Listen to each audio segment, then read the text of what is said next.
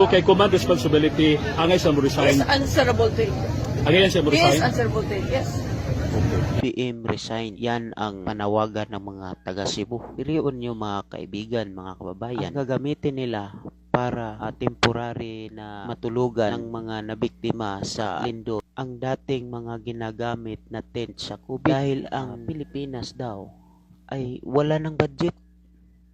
Kaya ang pinag-usapan namin, ang desisyon namin, ang gagawin natin, kukuha tayo ng mga tent na malalaki at itatayo natin, kagaya ng sinabi ko sa ating mga LGU executives.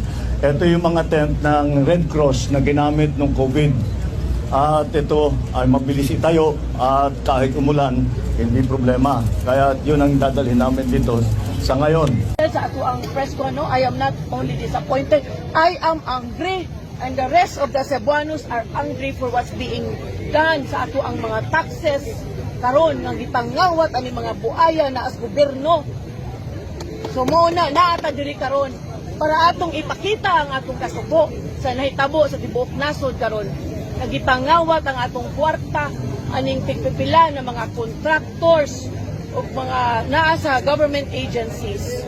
Gob, satisfied ka sa handling ni President Marcos sa anomaly, sa investigation? Well, honestly, pag siya man na yung nagsugod aning murag siya yung whistleblower, no, pagsugod. But then before that, no, ang mga Cebuanos, I have already been very vocal against corruption.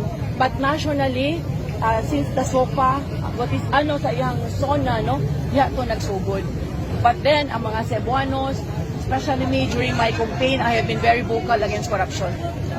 Doon ay mga panawagan, Gob, sa mga grupo for the President to resign.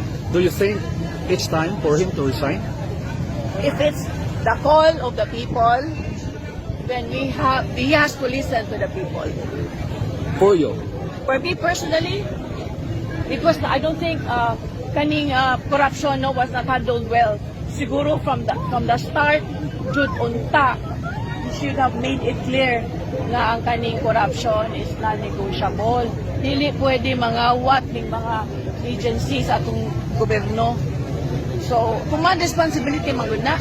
Okay. So kay command responsibility, angay siya mo He resign. is answerable to it. Angay siya mo He is resign. answerable to it, yes. Okay.